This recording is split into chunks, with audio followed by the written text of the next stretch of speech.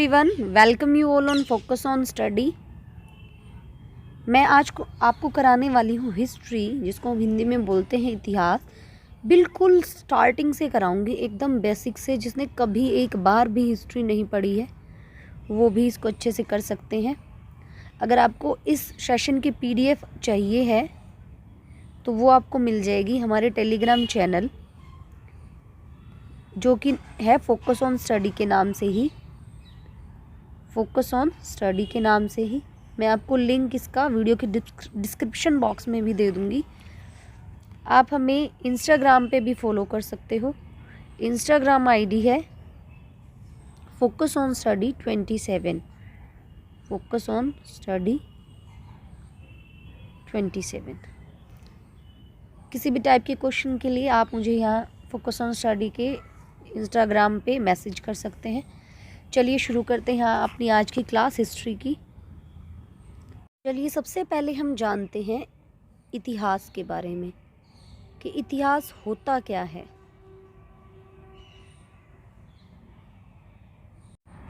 जो आपका इतिहास शब्द है, ये इतिहास शब्द इति प्लस हास, इति प्लस है प्लस आस से मिलकर बना है, जिसका मतलब होता है यह निश्चय था।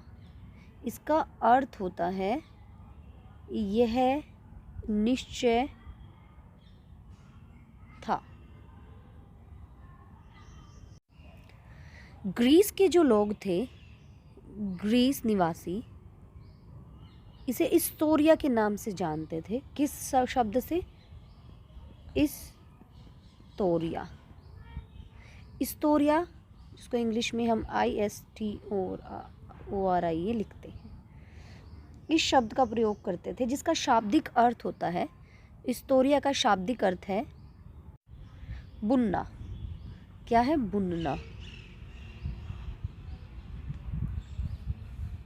हिस्ट्री शब्द का सबसे पहली बार प्रयोग हेरोडोट्स ने किया था। किसने प्रयोग किया? हेरोडोट्स ने। इन्होंने, इनकी पुस्तक का नाम था हिस्टोरिका। क्या नाम था इनकी बुक का? हिस्टोरिका। इस बुक में ही हेरोडोट्स ने हिस्ट्री शब्द का प्रयोग किया पहली बार। देखो, ये उन बच्चों के लिए है जो बिल्कुल बेसिक से शुरू कर रहे हैं। तो अगर आपको स्पीड स्लो लग रही है तो आप इसको फास्ट करके 1.5 या 1.75 की स्पीड पे इसको देख सकते हैं, अदरवाइज़ ऐसे ही चलने दें। इसीलिए हेरोडोट्स को, क्योंकि इन्होंने हिस्ट्री शब्द का प्रयोग सबसे पहली बार किया था, तो फादर ऑफ हिस्ट्री कौन है? फादर ऑफ हिस्ट्री आपके, इसको हम कह सकते हैं हिस्ट्री के पिता। क्या कह सकते हैं हम इसको? इतिहास के पिता हेरोडोट्स। चलते हैं आगे। अध्ययन की सुविधा के लिए इतिहास को 3 भागों में बांटा गया है। किसकी सुविधा के लिए? अध्ययन की सुविधा के लिए।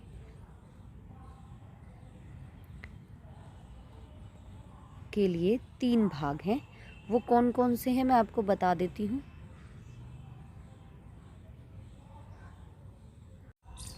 किस किस में? प्राचीन काल,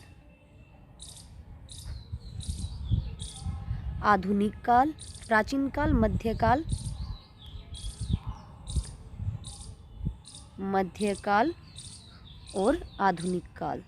जिसमें अभी जी रहे हैं हम, ये आधुनिक काल में ही आपका आता है। चलते हैं आगे। तो चलिए मैं आपको पढ़ा रही हूँ प्राचीन इतिहास।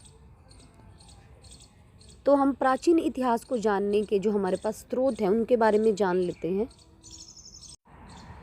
प्राचीन भारतीय इतिहास को जानने के स्रोत आपको मिलेंगे। एक है साहित्यिक स्रोत, जो आपकी ये बुक्स लिखी जाती हैं या जो ये ग्रंथ लिखे गए हैं वो किस में आते हैं? साहित्यिक स्रोत में। और जो दूसरे हैं आपके वो हैं पुरातात्विक स्रोत। क्या है?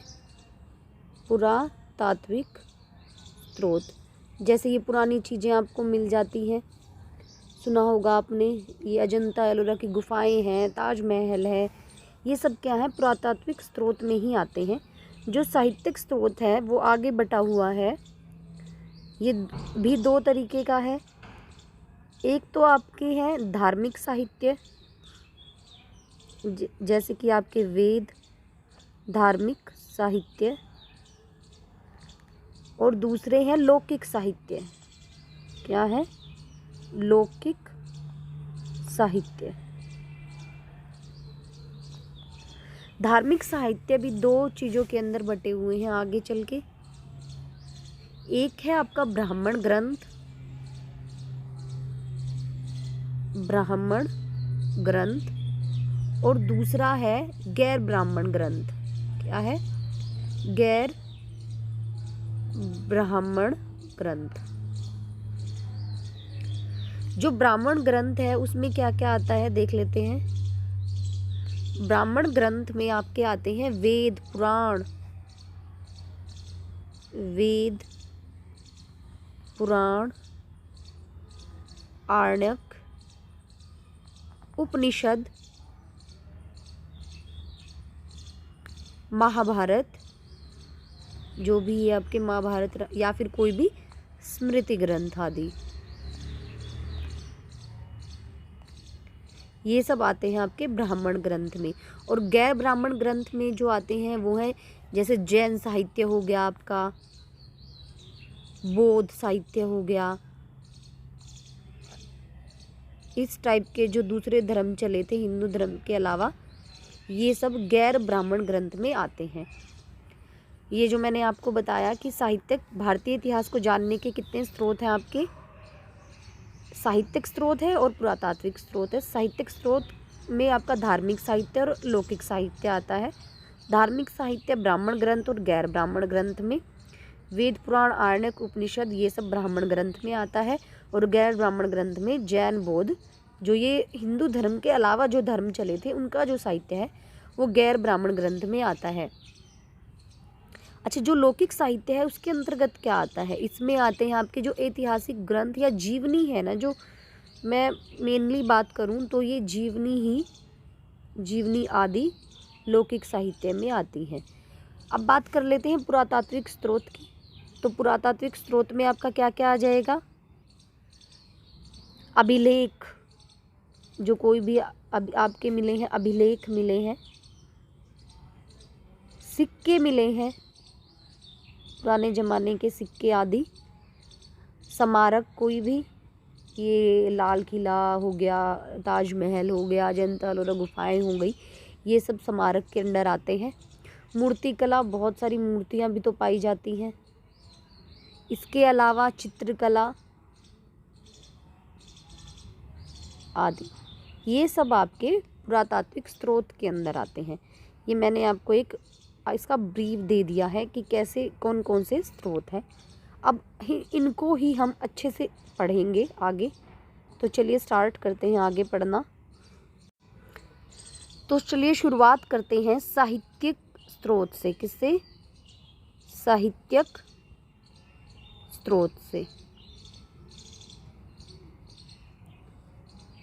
मैंने पीछे आपको बताया कि साहित्यिक स्रोत में अभी जो मैं आपको पढ़ाऊंगी, पहले मैं आपको पढ़ाने वाली हूँ ब्राह्मण साहित्य। ब्राह्मण साहित्य में जो सबसे पहले आते हैं वो हैं आपके वेद। ये बस मैं आपको एक टाइमलाइन बता रही हूँ। ये वेद, ये सब मैं आपको डिटेल में भी पढ़ाऊँगी ताकि आपके दिमाग में एक टाइमलाइन बन जाए कि कैसे कैसे क्या क्या है। तो सबसे पहले वेद की बात करते हैं। ये सबसे प्राचीन ग्रंथ हैं। क्या है? सबसे प्राचीन ग्रंथ है। संख्या में ये कितने हैं? संख्या है इनकी 4। वेद 4 हैं। वेदों से हमें जो प्राचीन आर्य थे किसकी जानकारी मिलती है? जानकारी हमें वेद देते हैं प्राचीन आर्यों की जीवन शैली के बारे में। प्राचीन आर्यों की जीवन शैली।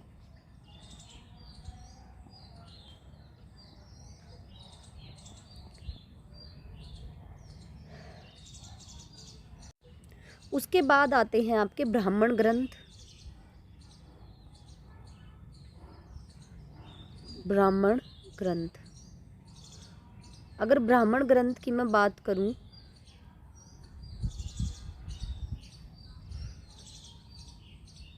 ये संहिताओं की व्याख्या हेतु सरल गद्य में की है। ब्रह्मा का अर्थ क्या होता है, इसमें क्या है, ब्राह्मण यानी कि ब्रह्मा का अर्थ होता है यज्ञ,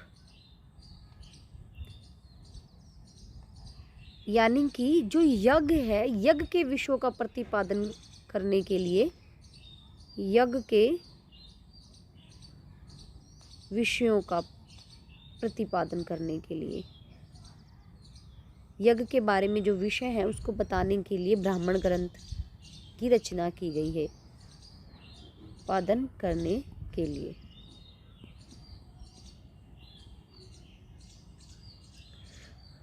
और जो ये विषय बताते हैं उन्हें हम ब्राह्मण बोलते हैं। प्रत्येक वेद के लिए अलग अलग ब्राह्मण ग्रंथ हैं। क्या है, जो मैंने आपको ऊपर बताए, प्रत्येक वेद के लिए अलग अलग ब्राह्मण ग्रंथ हैं। इसके बाद ब्राह्मण ग्रंथ के बाद बारी आती है आरण्यक की। आरण्यक जो है ये ब्राह्मण ग्रंथ का अंतिम भाग है। किसका? ब्राह्मण ग्रंथ का अंतिम भाग है ये, अंतिम भाग है ये, जिसके अंदर आपको बताया गया है दार्शनिक और रहस्यात्मक जो विषय हैं, रहस्य से भरे हुए जो विषय हैं उनके बारे में बताया गया है। दार्शनिक और रहस्य से भरे हुए विषयों के बारे में बताया गया है इसमें। इसको आरण्यक क्यों बोलते हैं? जंगल में पढ़े जाने के कारण इसे आरण्यक बोलते हैं। जंगल में पढ़े जाने के कारण आरण्यक बोलते हैं। आरण्यक का मतलब ही वन होता है। कुल 7 आरण्यक उपलब्ध हैं। कितने? 7 आरण्यक उपलब्ध हैं। इसके बाद बारी आती है उपनिषद की। किसकी बारी आती है? उपनिषद। आपके जो उपनिषद है इसका अर्थ होता है, उप का अर्थ होता है समीप, उप का मतलब होता है समीप, और नी का मतलब नी का अर्थ होता है निष्ठापूर्वक,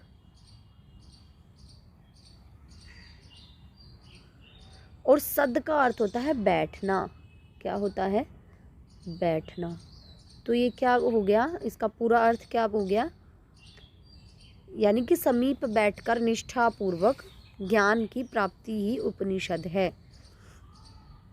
गुरु के समीप बैठकर ज्ञान की प्राप्ति, गुरु के समीप बैठकर ज्ञान लेना, यही उपनिषद का अर्थ है।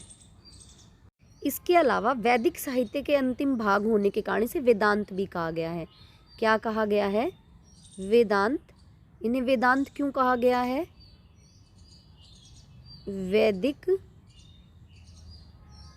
साहित्य का अंतिम भाग होने के कारण, अंतिम भाग होने के कारण इन्हें वेदांत कहा गया है। कारण इन्हें वेदांत कहा गया है।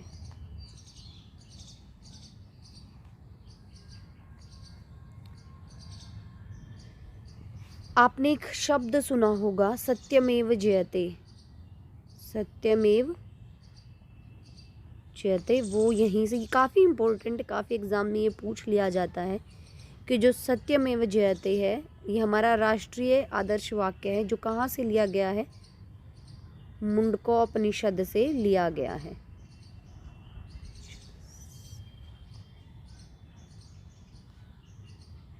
लिया गया। इनकी संख्या कितनी है? संख्या में उपनिषद 8 हैं, 108 हैं। कितने हैं? 108 हैं। वेद कितने हैं? 4 हैं। आरण्यक कितने हैं? 7 हैं।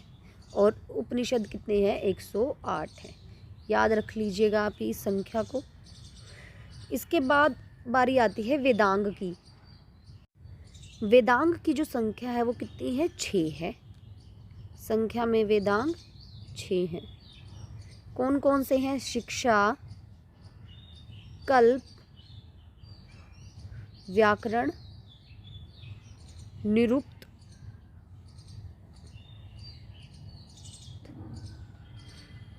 ज्योतिष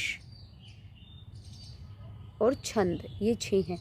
पहले आपसे पूछ लिया जाता था, पहले जो एग्ज़ाम्स होते थे कि वेद की संख्या कितनी है, कौन सा वेद है। अब थोड़ा और एक्स्ट्रा पूछा जाने लगा है। जैसे वेदांग की संख्या आपसे पूछ ली जाएगी, ऑप्शन में आपको दे दिया जाएगा इनमें से कौन सा वेदांग नहीं है, तो ये भी आपको अच्छे से पढ़ना पड़ेगा। आज की क्लास में बस इतना ही। इसको आप अच्छे से पढ़ लें, अपने नोट्स प्रिपेयर कर लें। कोई नहीं करना चाहता है तो PDF ले लें। बाकी आप इसको जितना ज़्यादा बार बार रिपीट करेंगे उतना आपको लर्न होगा। कोई भी चीज़ याद करने से पहले एटलीस्ट उसका एक जो फ्रेम वर्क है वो आपके माइंड में होना बहुत ज़्यादा ज़रूरी है, तभी आपको चीज़ें अच्छे से याद रह पाएंगी। लोगों को हिस्ट्री याद नहीं रहती है क्योंकि वो भूल जाते हैं कौन सी चीज़ पहले हुई है कौन सी बाद में। तो टाइमलाइन होनी बहुत ज़्यादा ज़रूरी है कि कहाँ से शुरू हुई और कहाँ ख़त्म हुई है, किस टर्म के बाद कौन सी चीज़ आई है। तो मैं आपको पूरा कराने की कोशिश करूँगी टॉपिक वाइज। अगर आपको वीडियो अच्छी लगी है तो वीडियो को लाइक करें, चैनल को सब्सक्राइब भी कर लें और प्लीज़ थोड़ा शेयर भी कर दें ताकि और लोगों के पास भी ये पहुंच जाए। अगर आपको वीडियो कुछ हेल्पफुल लगी है तो प्लीज़ शेयर कर दें। मिलते हैं नेक्स्ट वीडियो में, तब तक पढ़ते रहिए। Thank you so much.